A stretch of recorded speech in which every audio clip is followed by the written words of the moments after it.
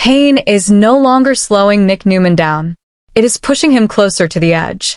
The Thursday, January 15th episode of The Young and the Restless explodes with family betrayal, dangerous alliances, and the first signs of a personal collapse. Nick confronts Phyllis at the train despite still suffering from a serious leg injury. He accuses her of deliberately destroying Newman Enterprises and, even worse, targeting her own family. Nick warns that their daughter, Summer, will eventually be disgusted by what Phyllis has done. Phyllis refuses to back down. She insists she deserves a win after everything she has endured. Power matters more than forgiveness, and she makes it clear she will not walk away from the takeover. Sensing hesitation behind Phyllis's bravado, Kane steps in.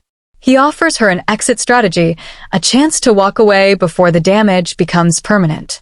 Phyllis shuts the door on that option immediately. She declares she is all in until the very end. Nick doesn't leave quietly. He vows revenge against both Phyllis and Kane, promising not only to destroy them, but to enjoy doing it. While that war escalates, a shocking offer unfolds across town. Billy secretly meets Kane at Crimson Lights for a late-night conversation. Kane stuns Billy by offering him full control of Chancellor Industries with no strings attached. The proposal is framed as a peace offering and a reset. Billy hesitates. He asks for time to think, and the two men agree to reconnect in the morning. A handshake seals the uneasy truce, but neither man fully trusts the other. Sally, however, sees everything. Already suspicious of Billy's recent behavior, Sally spies on the meeting and later confronts him. Billy admits the truth about Kane's offer, setting off new concerns about where Billy's loyalty may be heading. Back at the Newman ranch, Nick's physical condition worsens. He struggles with intense pain from his injury and is seen taking pills while muttering about needing a refill, a troubling signal that dependency may be forming. Still, Nick pushes forward. He calls Summer, hides his physical pain by blaming a headache, and prepares to tell her the truth about Phyllis's role in the AI nightmare. The episode closes with 3 warning signs flashing at once. A family war spiraling out of control. A dangerous corporate temptation placed in Billy's hands, and Nick quietly slipping into a personal crisis that could change everything. The Young and the Restless, January 15th, recap. Spoiler script. Hey everyone, welcome back to the channel. The Thursday, January 15th episode of The Young and the Restless was absolutely devastating on multiple levels. We're watching Nick Newman, injured, in physical agony, barely able to stand, confront Phyllis Summers about her role in destroying Newman Enterprises and targeting his daughter, Summer. We're watching Phyllis double down on her alliance with Kane despite warnings that Summer will be disgusted by her choices. And we're watching Nick spiral into what looks like a dangerous dependency on pain medication while vowing revenge on both Phyllis and Kane. But that's not all. We've also got Kane making a shocking offer to Billy Abbott, Chancellor Industries, no strings attached in what appears to be either a genuine peace offering or the setup for the most elaborate trap Billy has ever walked into. And Sally Spectra is watching all of this unfold, spying on Billy's meeting with Kane and confronting Billy about what he's getting himself into. This episode is about people making irreversible choices, burning bridges with the people who love them, and starting down paths that are going to lead to either redemption or total destruction. Nick is becoming someone unrecognizable, violent, vengeful, potentially addicted. Phyllis is choosing power over her relationship with her daughter. And Billy is being tempted with exactly what he's always wanted, which means it's probably too good to be true. So, if you're invested in these character journeys, if you want to understand how far these people have fallen and whether there's any way back, make sure you hit that subscribe button and drop a comment with your predictions. Because this episode showed us the beginning of several potential disasters, and there's no telling how bad things are going to get before they get better. Let's dive in. The confrontation when an injured man fights back. Alright, so let's start with what was probably the most emotionally intense scene of the episode. Nick Newman confronting Phyllis Summers about her part in dismantling Newman Enterprises. Nick confronts Phyllis, and injured Nick Newman lashes out at Phyllis for her part in dismantling Newman Enterprises, accusing her of targeting her own family, specifically their daughter Summer. Now remember the context here. Nick checked himself out of the hospital against medical advice. Nick is injured. Spoilers tell us he has a serious leg injury that's causing him intense pain throughout this episode. Nick should be recovering in a hospital bed, but instead he's tracking down Phyllis to have this confrontation. And when Nick finds Phyllis, he lashes out. This isn't a calm reason conversation where Nick tries to appeal to Phyllis's better nature. This is Nick in physical agony and emotional anguish attacking Phyllis for what she's done.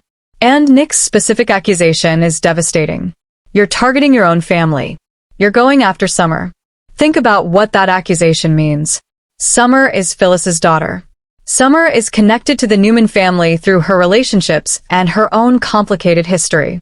So when Phyllis partners with Kane to destroy Newman Enterprises, she's not just attacking Victor or the Newman business empire. She's attacking the company that employs people Summer cares about, that support Summer's extended family, that represents Summer's legacy on one side of her family tree. And Nick is forcing Phyllis to confront that reality. Nick is saying, Phyllis, you're so focused on your revenge against Victor. You're so caught up in the power and the thrill of finally winning that you're not thinking about how this affects Summer. You're hurting your own daughter with your choices, and you don't even seem to care. And that accusation should sting. That should make Phyllis pause and reconsider.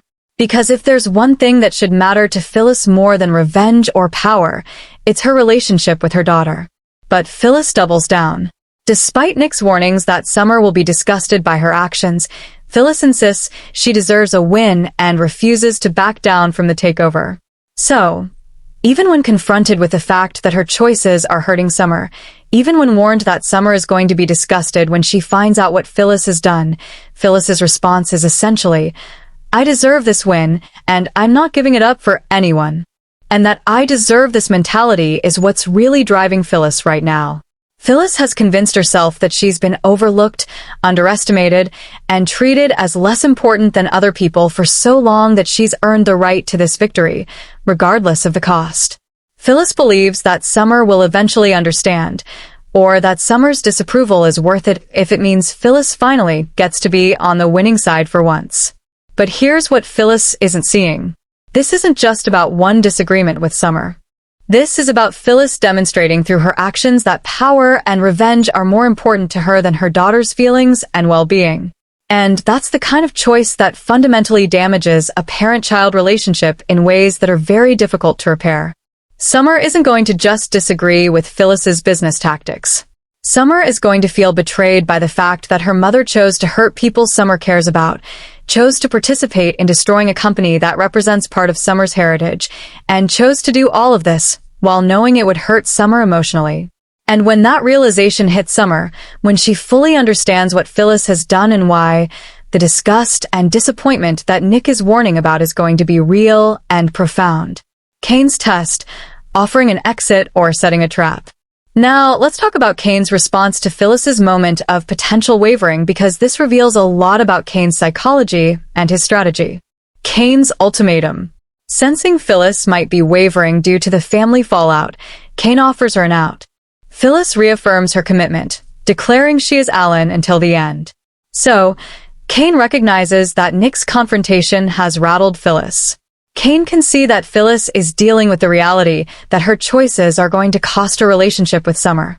And Kane's response is to offer Phyllis an out, essentially giving her permission to walk away from their alliance if the personal cost is too high. Now, why would Kane do this? A few possibilities. Theory number 1, Kane is testing Phyllis's commitment. Kane needs to know that Phyllis is truly Alan and won't back out at a crucial moment. By offering Phyllis an exit and seeing if she takes it, Kane is determining whether Phyllis is a reliable partner or whether she might betray him when things get difficult. Theory number 2, Kane is being strategic about loyalty. Kane knows that if he forces Phyllis to stay in the alliance against her will, she's going to resent him and potentially sabotage their plans. But if Phyllis chooses to stay despite the personal cost, then Phyllis is making an active commitment that she's less likely to walk away from later. Theory number 3, Kane genuinely doesn't want a reluctant partner. Maybe Kane actually values having a partner who is enthusiastic and committed rather than conflicted and guilt-ridden. Phyllis being torn between the alliance and her family makes her less effective and potentially creates vulnerabilities that could undermine their plans. Whatever Kane's motivation, Phyllis's response is clear. She reaffirms her commitment and declares she is Alan until the end. Phyllis is choosing the alliance with Kane, choosing power and revenge, choosing the takeover of Newman Enterprises over her relationship with her daughter. And by making that declaration out loud, by explicitly telling Kane that she's committed despite the family fallout, Phyllis is burning a bridge that's going to be very difficult to rebuild. Because Phyllis can't later claim that she was manipulated by Kane or that she didn't understand the consequences. Phyllis is making an informed, deliberate choice to prioritize the takeover over her family. Nick's dark vow, the promise of destruction. Now, let's talk about Nick's response to Phyllis's refusal to back down, because this is where we see just how far Nick has fallen from the reasonable, protective person he used to be. Nick's vow of revenge. Nick promises to destroy both Phyllis and Kane, claiming he will enjoy the process. So Nick doesn't just say, "I'll stop you, or you're going to face consequences." Nick promises to destroy both Phyllis and Kane, and he adds that he'll enjoy doing it. Think about how dark that is. Nick is explicitly saying that he's going to take pleasure in causing pain and suffering to people who have wronged him and his family. This is not the Nick Newman we've known for years. This is someone who has been transformed by pain. Both physical pain from his injury and emotional pain from watching his family's company be destroyed and his daughter be hurt. Nick has crossed over into a place where revenge is no longer just about stopping threats or protecting family. It's about inflicting suffering and enjoying the process of destruction. And that transformation is incredibly concerning because it suggests Nick has lost his moral compass. Nick isn't thinking about justice or what's right anymore. Nick is thinking about revenge, about making Phyllis and Kane pay, about causing them as much pain as they've caused him and his family. And when someone reaches that mental state, when revenge becomes pleasurable rather than just necessary, they're capable of doing things they would never have done before. Nick might cross ethical lines, legal lines, moral lines that he would have respected in his previous mental state. Nick might become willing to do terrible things if those things advance his goal of destroying Phyllis and Kane. And the really tragic part is that Nick's vow of revenge is probably only going to make things worse for everyone, including Nick himself. Revenge isn't going to heal Nick's pain. Destroying Phyllis and Kane isn't going to undo the damage to Newman Enterprises. And taking pleasure in causing suffering is going to damage Nick's soul in ways that persist long after this crisis is resolved. But Nick can't see that right now. Nick is too consumed by anger and pain to think clearly about consequences or long-term effects. Nick is operating purely on emotion and the desire to hurt the people who hurt him. The Chancellor Industries offer too good to be true. Now, let's shift gears and talk about the shocking meeting between Billy Abbott and Kane Ash, because this subplot has the potential to either change everything or blow up spectacularly in Billy's face. The midnight meeting. Billy and Kane meet at Crimson Lights. Kane shocks Billy by offering him Chancellor Industries' no strings attached as a peace offering. So, Billy shows up to this clandestine meeting with Kane, probably not knowing what to expect. And Kane drops a bombshell. He's offering Billy Chancellor Industries with no strings attached, presenting it as a peace offering. Now, Chancellor Industries is huge for Billy. This is the company that represents Billy's family legacy. The company that Billy has wanted control of for years, the company that Billy believes he deserves to lead. So, Kane is offering Billy exactly what Billy has always wanted, wrapped up with a bow and presented as a gesture of goodwill. And Billy's reaction is hesitation. Billy asks for time to think it over. They agree to touch base in the morning, sealing the temporary truths with a handshake. So, Billy doesn't immediately accept, which shows that Billy has at least some caution and skepticism about this offer. Billy recognizes that an offer this good, coming from someone who is currently destroying the Newman Empire, might be too good to be true. Billy wants time to think through the implications to figure out what Kane's real angle is, to determine whether this is a genuine opportunity or an elaborate trap. But Billy also doesn't immediately reject the offer or walk away from the meeting. Billy shakes Kane's hand, agrees to touch base in the morning, establishes a temporary truce, and that tells you that Billy is tempted. Billy wants Chancellor Industries badly enough that he's willing to at least consider an offer from someone as dangerous and untrustworthy as Kane. Now, What could Kane's angle be here? Why would Kane offer Billy Chancellor Industries with no strings attached? Theory number 1. Kane is genuinely offering a peace offering. Maybe Kane recognizes that making enemies of both the Newmans and the Abbotts is unsustainable. Maybe Kane sees offering Chancellor Industries to Billy as a way to neutralize the Abbott family as threats to turn potential enemies into allies, or at least neutral parties. Theory number 2. There are strings attached that Billy doesn't know about yet. The phrase "no strings attached" might be technically true in the legal sense, but there could be implicit expectations or future obligations that Kane isn't making explicit. Maybe Kane expects Billy to stay neutral in the Newman-Kane conflict. Maybe Kane wants Billy's support or cooperation on some future project.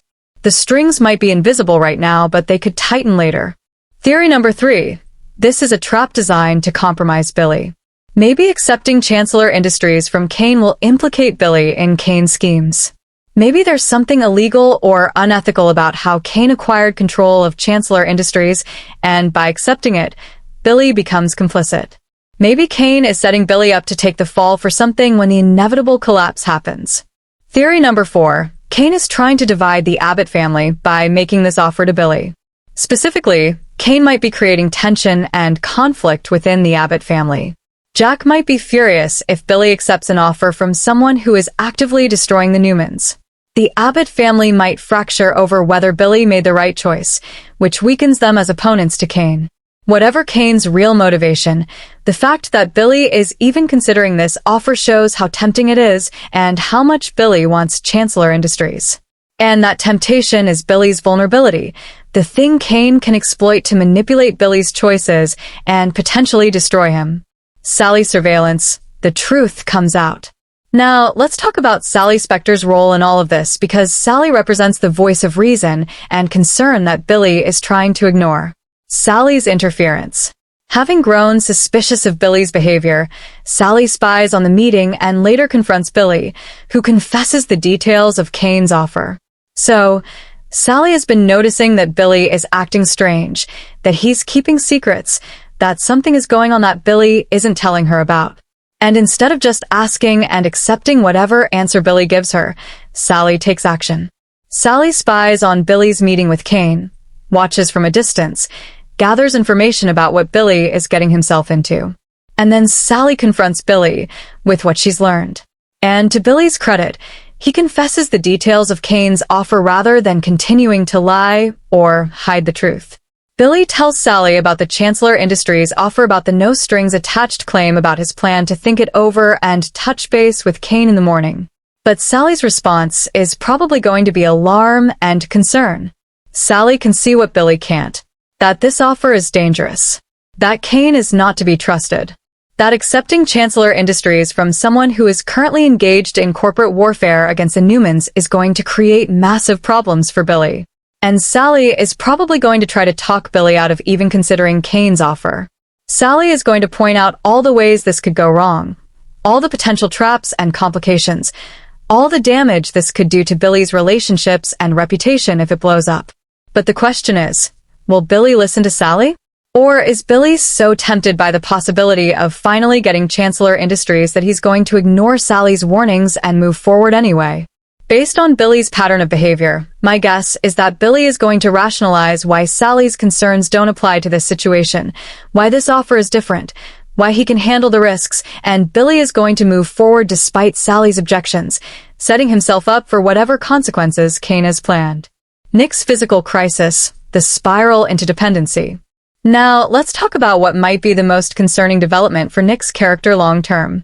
The signs that Nick is developing a dependency on pain medication. Physical agony. Throughout the episode, Nick is in intense pain due to his leg injury. So, Nick is not just emotionally suffering. He's in genuine physical agony. Nick's leg injury is severe enough that every movement hurts, that Nick is visibly struggling to function, that the pain is constant and overwhelming. And Nick is trying to push through that pain to confront Phyllis, to work on stopping the Newman Enterprises crisis, to handle the Matt Clark situation. But the human body has limits. You can't just will yourself through that level of pain indefinitely. And Nick is discovering that he needs help managing the pain if he's going to continue functioning. Pill use. Upon returning to the mansion, Nick is seen popping pills and muttering about needing a refill, signaling a potential new struggle with dependency. So, Nick is using pain medication, which is appropriate given his injury. But the way this scene is described raises red flags. Nick is popping pills and muttering about needing a refill, which suggests Nick is going through medication faster than prescribed. That Nick is becoming dependent on the pills not just for pain management, but for being able to function at all. And this is how prescription drug dependency often starts. You have a legitimate injury. You're prescribed pain medication. The medication helps. So you start taking it regularly, but then you build up tolerance, so you need more to get the same effect. And you start using the medication not just when the pain is unbearable, but preemptively to prevent pain, or to numb emotional pain along with physical pain. And before you realize what's happening, you're dependent on the medication and struggling to function without it. Nick muttering about needing a refill is particularly concerning because it suggests Nick is aware that he's running out of medication and is already worried about what happens when he can't get more. That's a sign of dependency when the thought of not having the medication creates anxiety and panic. And if Nick is developing a dependency on pain medication while also pursuing revenge against Phyllis, and Kane while planning to ensure Matt Clark is ended permanently while lying to Sharon about his whereabouts and condition, that's a recipe for disaster. Addiction impairs judgment, increases impulsivity, makes people more likely to take risks, and make decisions they wouldn't make while sober. Nick's potential dependency could lead him to do things that are even more dangerous and destructive than what he's already planning. The call to Summer setting up heartbreak. Now, let's talk about the final significant moment of this episode. Nick calling Summer to tell her the truth about Phyllis's involvement in the AI nightmare. The warning to Summer. Nick calls Summer. While he hides his physical pain by lying about a headache, he prepares to tell her the truth about Phyllis's involvement in the AI nightmare. So, Nick makes the decision to tell Summer what Phyllis has done. And this is significant because it means Nick is following through on his warning to Phyllis. Nick told Phyllis that Summer would be disgusted by her actions. And now Nick is making sure Summer knows the truth so that Summer can make her own informed decision about how to respond. But notice what Nick does. He hides his physical pain by lying about a headache. So even as Nick is preparing to tell Summer a painful truth about Phyllis, Nick is lying about his own condition. Nick is in intense physical agony, potentially developing a dependency on pain medication, and he's telling Summer he just has a headache. This shows that Nick is still operating in protective mode when it comes to his own struggles. Nick is willing to expose Phyllis's choices to Summer, but Nick isn't willing to be honest about his own physical and mental state. Nick is compartmentalizing. He's being honest about the external threats, Phyllis and Kane's attack on Newman Enterprises, while being dishonest about the internal threats, his pain, his potential addiction, his increasingly dark mental state. And when Nick tells Summer about Phyllis's involvement, that's going to be devastating for Summer. Summer is going to have to process the fact that her mother chose to participate in destroying Newman Enterprises. That her mother knew this would hurt Summer and did it anyway. That her mother's loyalty to Kane and her desire for revenge and power were more important than Summer's feelings. And Summer is going to have to decide how to respond. Does Summer confront Phyllis? Does Summer cut ties with her mother? Does Summer try to talk Phyllis out of the alliance with Kane? Whatever Summer decides, this revelation is going to fundamentally change the mother-daughter relationship in ways that might not be reparable. Predictions. Where do these spirals lead? Alright. So, let's make some predictions about where these storylines are headed based on what we saw in this episode. Prediction number 1, Nick's pain medication use is going to escalate into full addiction. Nick is already showing signs of dependency, using pills frequently, worrying about refills, needing medication to function. This is going to get worse before it gets better. Nick is going to start taking more than prescribed, potentially seeking pills from multiple sources, and his judgment is going to become increasingly impaired. Prediction number 2, Summer is going to confront Phyllis, and their relationship is going to fracture. Once Summer knows the truth about Phyllis's role in the AI attack, Summer isn't going to just accept it quietly. Summer is going to feel betrayed, and is going to tell Phyllis exactly how hurt and disappointed she is.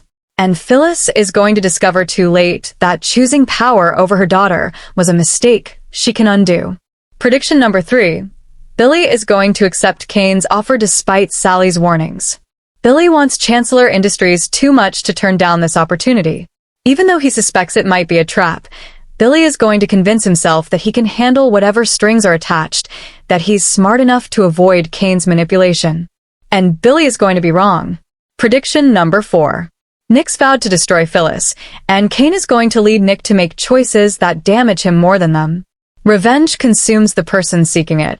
Nick's determination to destroy Phyllis, and Kane is going to push Nick to cross ethical and legal lines to damage his own relationships to become someone his family doesn't recognize.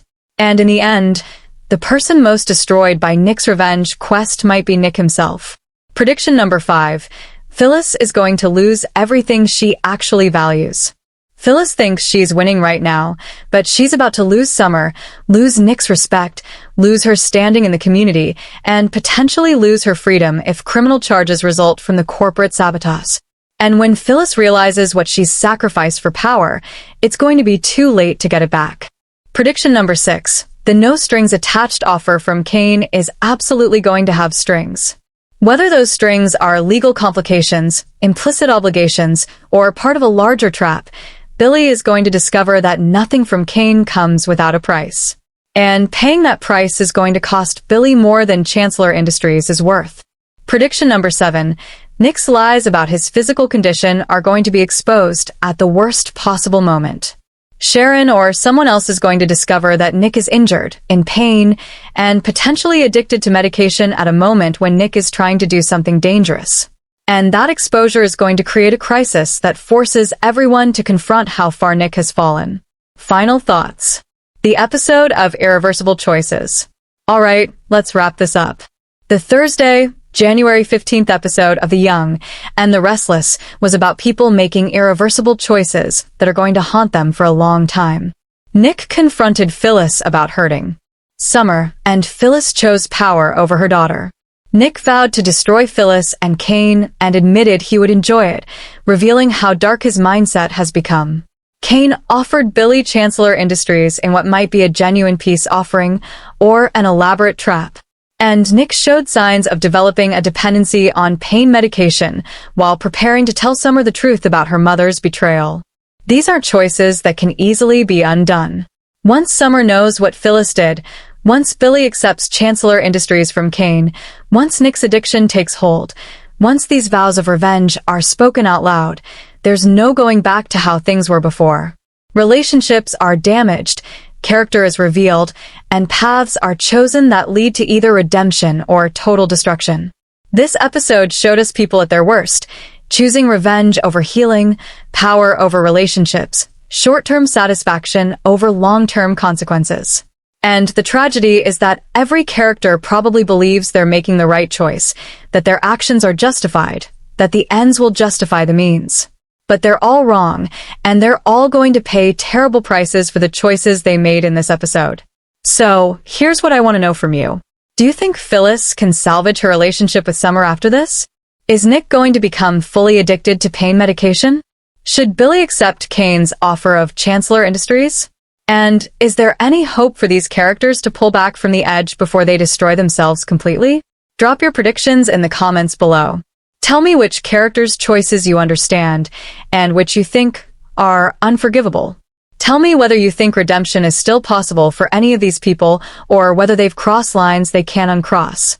And if you want to follow these devastating character journeys, if you want to see whether these people find their way back from darkness or plunge deeper into it, make sure you hit that subscribe button and turn on notifications because YNR is showing us the cost of choosing revenge, power, and self-destruction over love, family, and healing. And the consequences are going to be absolutely brutal.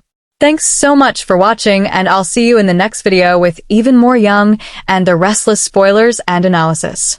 Until then, stay tuned, stay invested, and watch as these characters learn the hard way that some choices can't be undone, and some bridges, once burned, can.